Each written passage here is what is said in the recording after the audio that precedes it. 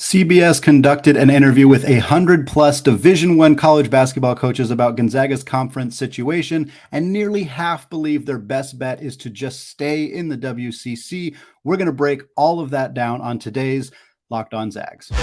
You are Locked On Zags, your daily podcast on the Gonzaga Bulldogs. Part of the Locked On Podcast Network. Your team every day.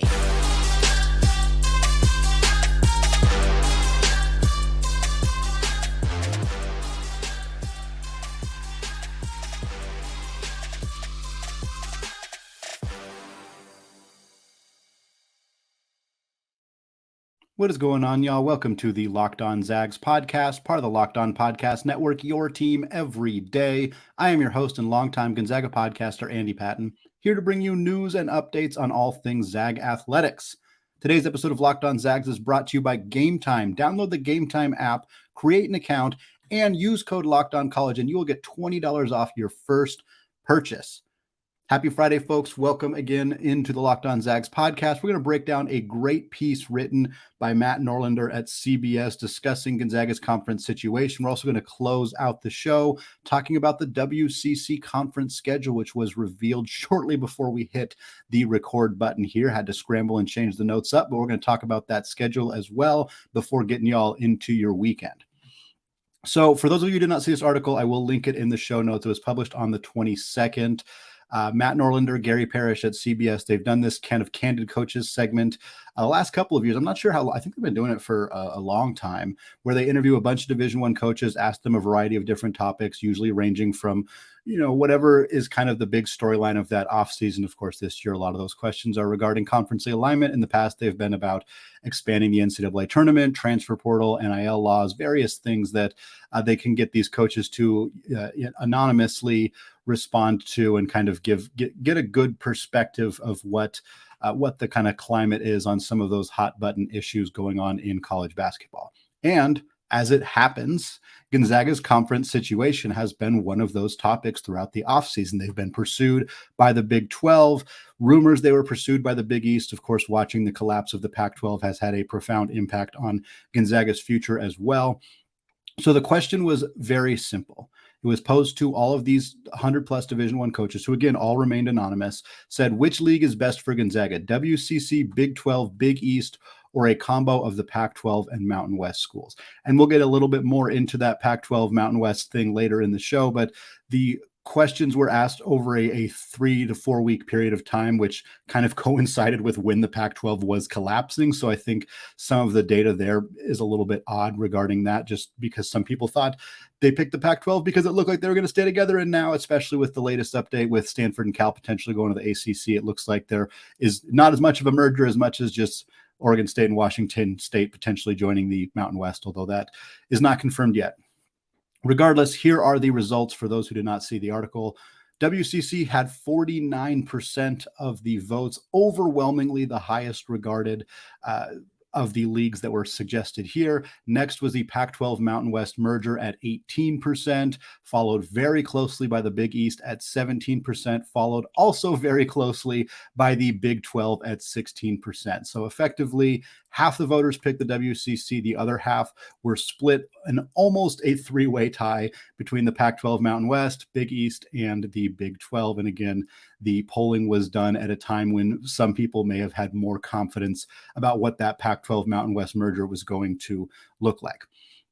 So I put a few of the responses here, and I'm going to read a few of them about the WCC and then kind of respond to them. This first one is a really long quote, but I didn't want to cut it and I didn't want to skip it because I thought it really encapsulated a lot of how I feel about the WCC, how a lot of people in the industry feel about the WCC and Gonzaga and that relationship, and really why I think that people who feel like Gonzaga really needs to leave the WCC might not be seeing at least the picture that other people are seeing. Here's the quote. Gonzaga is getting everything they need and want while in the WCC. They are consistently a top 10 or top 5 team. They are beating blue blood programs head to head in recruiting and on the court. They have the ability to maneuver their preseason schedule how they want, and they are extremely attractive for other highly ranked programs around the country to schedule with. The WCC is vastly improved which is allowing for Gonzaga to be battle-tested enough throughout their conference season while still being able to win the league most years. They have been to multiple national championship games and Final Fours coming out of the WCC, not to mention their run of Sweet 16s. So the argument that they cannot advance in the NCAA tournament coming out of the WCC has zero factual backing. In fact, you could make a great argument for the exact opposite. Gonzaga is clearly the best program in the West over UCLA, Arizona, and others without being a part of a Power 5 conference. Their uniqueness becomes an advantage in recruiting, in my opinion. That is a hell of a quote from somebody at the Division I level. And I think it speaks a lot to why Gonzaga hasn't been so panicky about this, why they have been a little choosy, why they have been a little picky. And that's not to say that they aren't actively exploring other situations. I will continue to use the Moneyball quote that has become very popular on the podcast, adapt or die, because Gonzaga is not going to sit here and wait until there's no options left. They don't want to do what just happened to the Pac-12, sit on their hands and wait, and then all of a sudden you're kind of out of ideas. Gonzaga is going to be on the cutting edge. They're going to continue to look for those advantages, look for those opportunities to get in somewhere else and be at the pinnacle of college basketball if they can. But that does not mean that they are so desperate to leave the WCC that they will leave for whatever option is presented to them.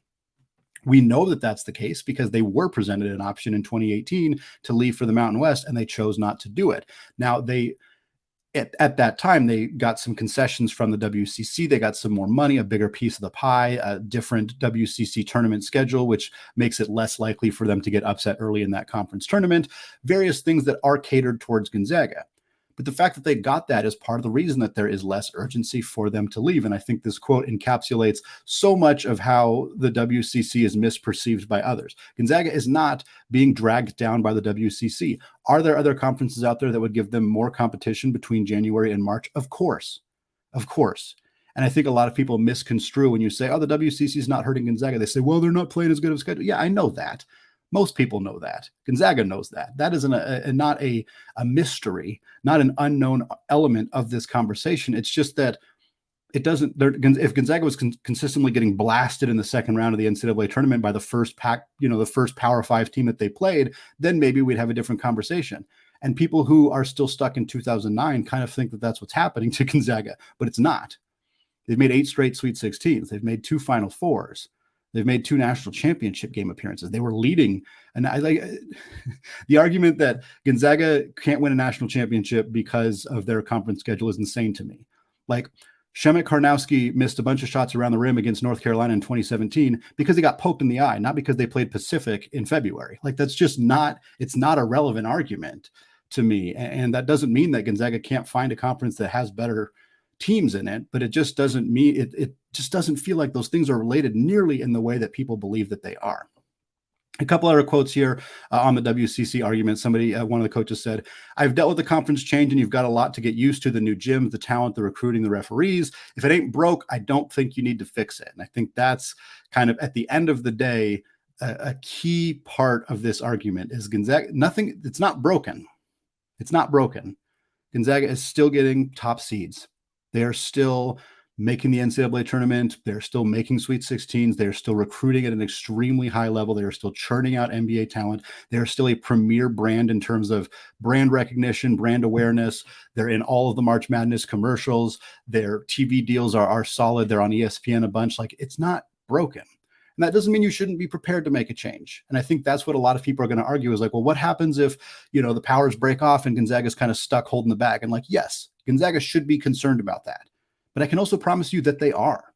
They have hired consulting firms. They very seriously advocated for their place in the Big 12, as they should have done.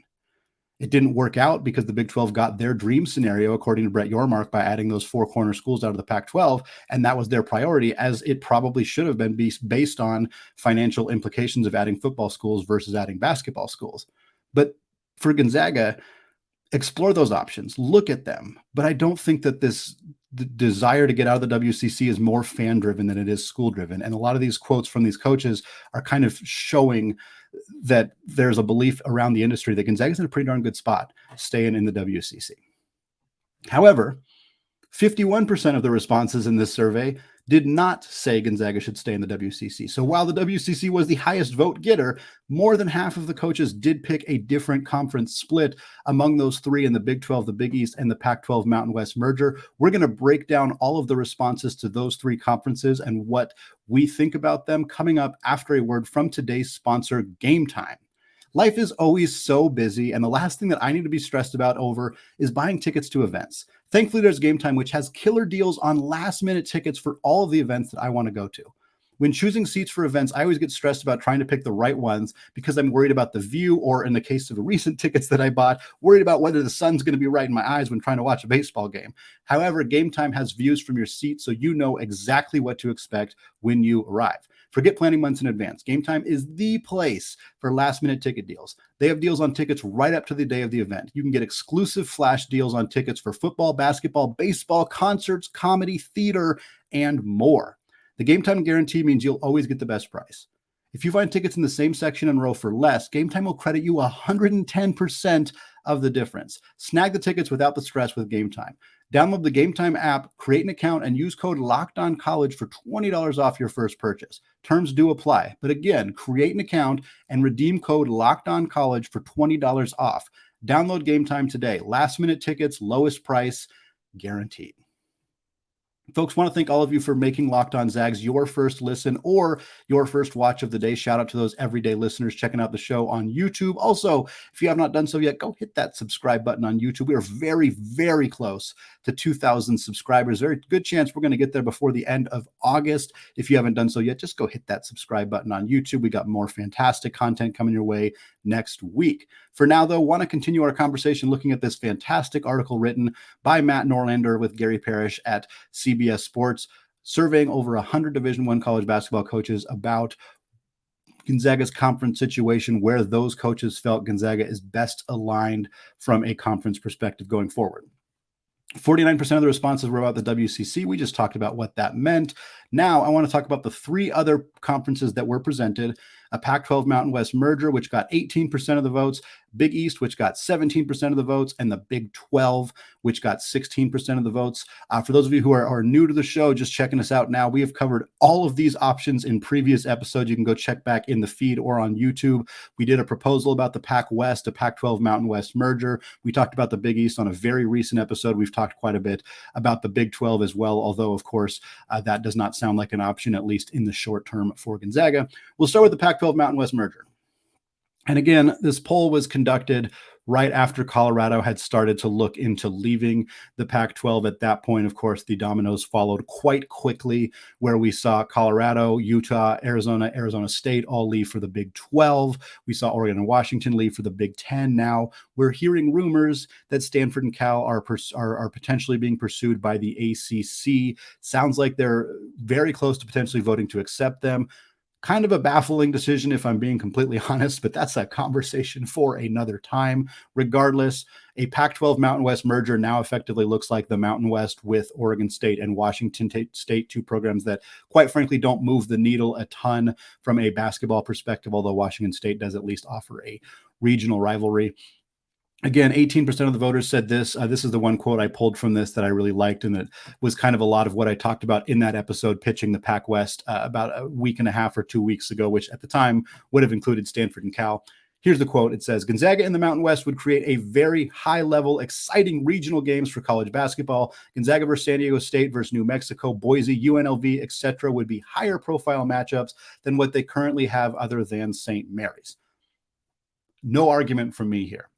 I love the WCC. I understood completely the decision in 2018 to stay in the WCC as opposed to going to the Mountain West, because they were probably going to give up money, especially after getting to WCC to give them a bigger piece of the pie. That likely led to Gonzaga getting more money from the WCC than they would have gotten in the Mountain West. And in 2018, there wasn't a huge difference between the Mountain West and the WCC.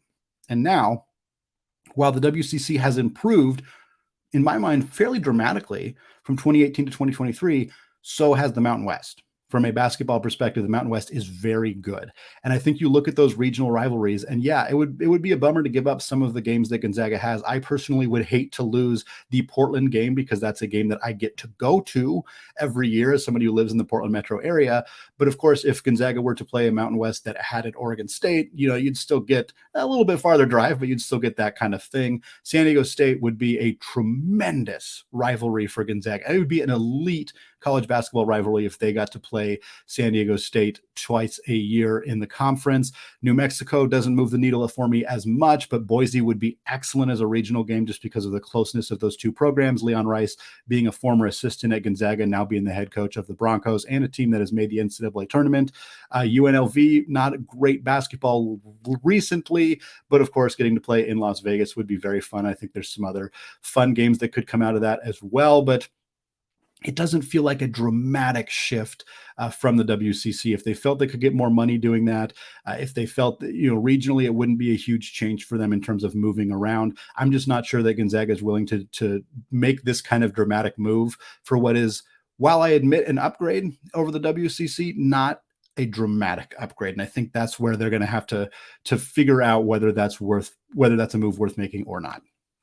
Big East got 17% of the vote, and the responses, I pulled two quotes, kind of exactly what you'd expect the responses to be. The first quote says, "I think they fit the mold of a Big East team, basketball centric for sure. Travel would be tough though." Yep, that is spot on. They are very clearly like a Big East team. They just are not located where the Big East schools are located. The next quote, "Schools are similar to them academically and basketball wise, not football schools. Perfect fit."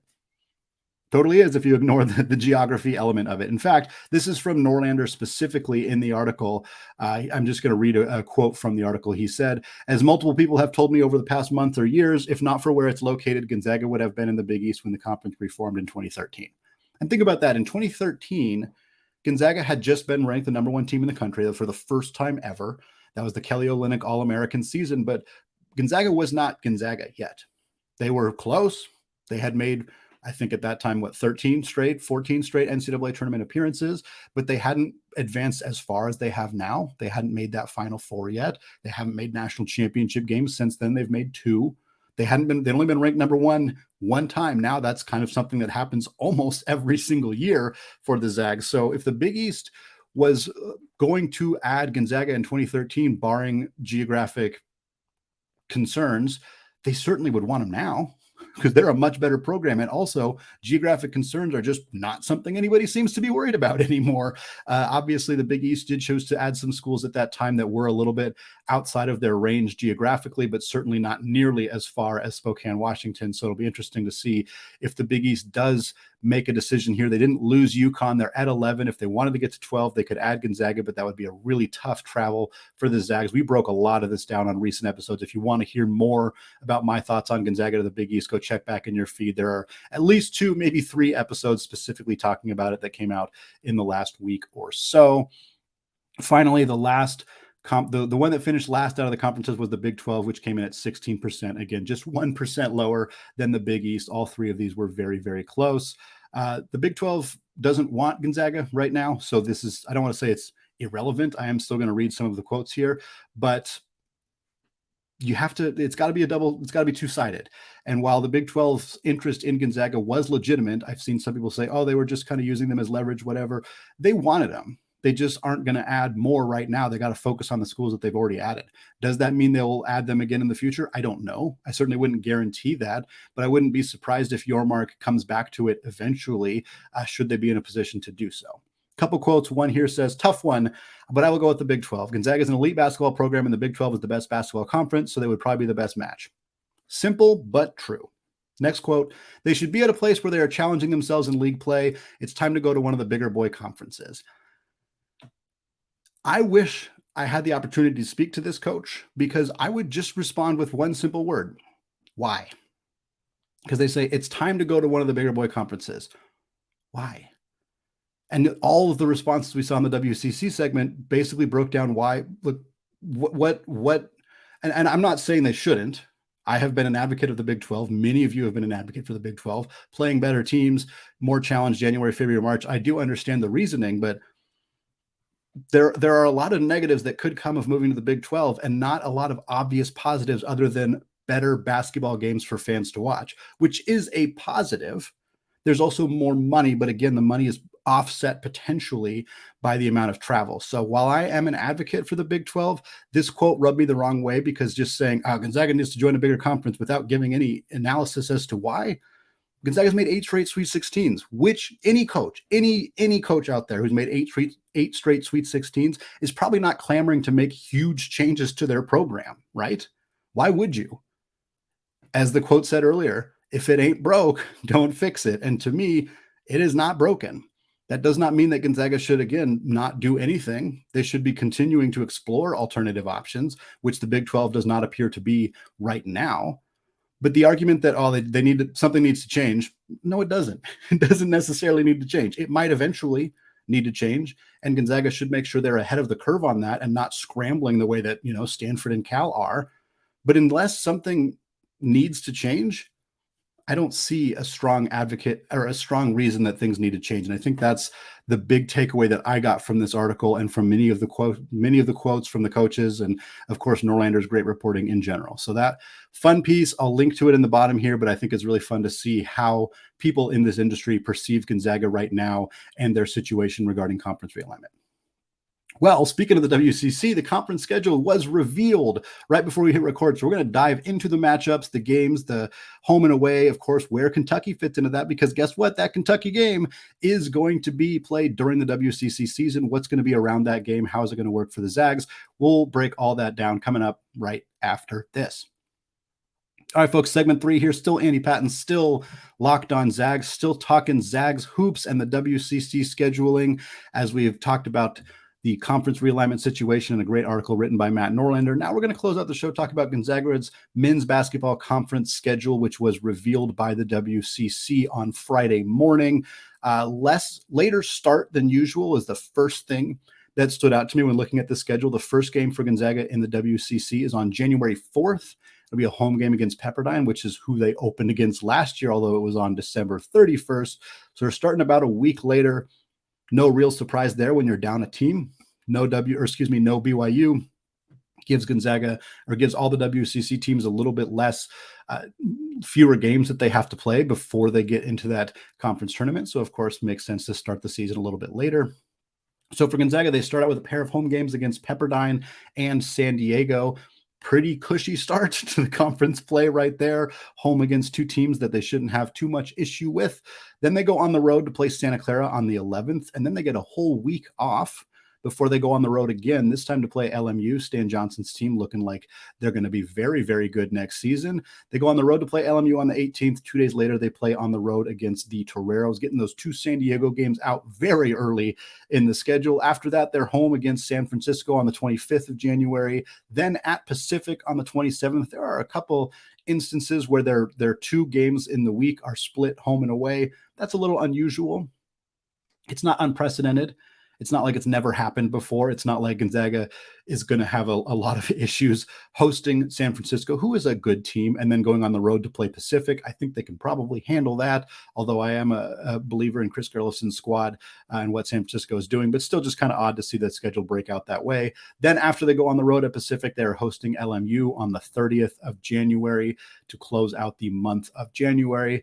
Then the big one, St. Mary's at the Kennel, Saturday, February 3rd. Love seeing the Zags and Gales play each other during the school year when the students are there, and on a Saturday. Boy, howdy, that place is going to be rocking at the McCarthy Athletic Center on Saturday the 3rd. Then the Zags got a 4-day break before they host the Portland Pilots on February 7th.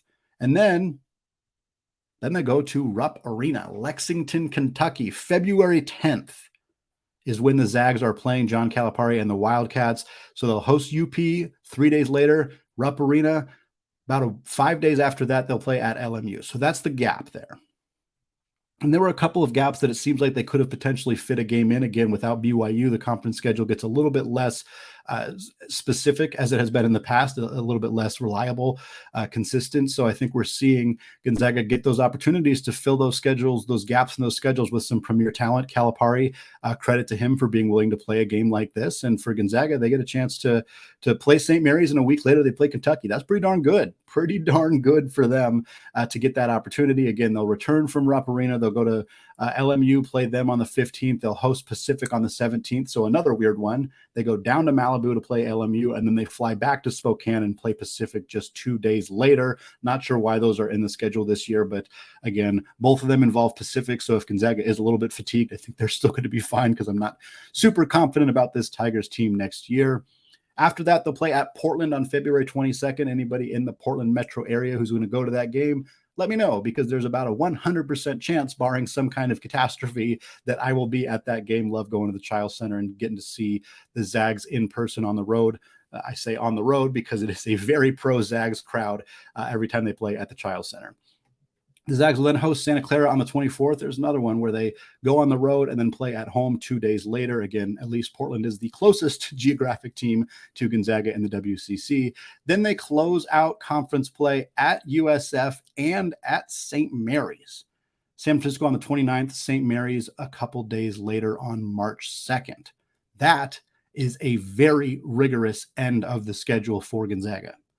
At USF, at St. Mary's, two of the toughest games that you play in the WCC. To end the WCC slate with that, followed a few days later by the start of the WCC tournament, where Gonzaga will, assuming they're a 1 or a 2 seed, play a couple of really good opponents as well. They will have a bigger gap there because they don't play those first round games in the WCC. But looking at this February through March for Gonzaga, and it kind of goes back to that conversation we had in segment 1 about the WCC being improved and this fear that, oh, Gonzaga doesn't play a tough schedule. I'm like, yeah, I'm not going to pretend that this February and March is the same as a Big 12 schedule. And I feel like I always have to say that, because every time I compliment the WCC or say, hey, this is a pretty good schedule for Gonzaga, people say, well, it's not as good. Yeah, of course it's not. Of course it's not. But in February and March, Gonzaga plays St. Mary's twice, almost certainly a third time in the WCC tournament. They got a road game against LMU, who I think is going to be one of the best teams in the WCC. They got a road game at San Francisco, another team that's going to be good. They host Santa Clara. They also play Kentucky. So that's a pretty darn good group of games. Yeah, they got a few kind of clunkers in there that should be a little bit easier, but if you're playing St. Mary's 2 to 3 times, if you're playing LMU, San Francisco, Santa Clara, all at least once, probably one of those teams they're playing twice, maybe 2 of those teams they're playing twice, depending on how the WCC tournament shakes out. You also get a chance to play a Kentucky team that I think is going to be firing on all cylinders. You play Kentucky in early November with that team that's got 5 new freshmen. Maybe they're not as good, not as polished, not as much of a challenge for Gonzaga, but playing that team in mid-February, I bet they're going to be really good at that time. I would not be surprised to see them a top 15, top 20 team by the time Gonzaga plays them in February. So to be able to toss that game into the mix with the rest of what I think is a pretty solid end of the regular season schedule for Gonzaga is a really nice feather in the cap for Mark Few. We're still waiting for the rest of the non-conference schedule to be finalized. I think there's 3 or 4 games left that they have to schedule in order for that thing to be done. I don't expect there to be any like huge games left. Hopefully there's one more at least like adequate program that they're going to play. I kind of suspect that we'll see one more, oh, that's a pretty good game, and then a couple more of those kind of gimme games that they play historically, the Idahos, the Eastern Washingtons, the Northern Arizonas, whomever it may be. But we're almost done. Hopefully we'll get an announcement soon of Gonzaga's entire non-conference schedule. We'll get a chance to look at what this all looks like with the conference slate, and we'll be breaking that down shortly on the Locked On Zags podcast. But that is going to wrap us up for today here on Locked On Zags. Have a fantastic weekend, everybody. While you're out there, don't forget to hit that subscribe button on YouTube, leave a review or a comment on iTunes, follow on Twitter, join the Discord channel if you have not done so yet. There is a link to the Discord right here next to that article written by Matt Norlander. Click the link. Join the Discord channel. We're talking about Zags 24/7, all sorts of fantastic conversations happening there. So definitely check that out if you have not done so yet. Thank you all so much for listening. Have a fantastic weekend. And until next time, go Zags.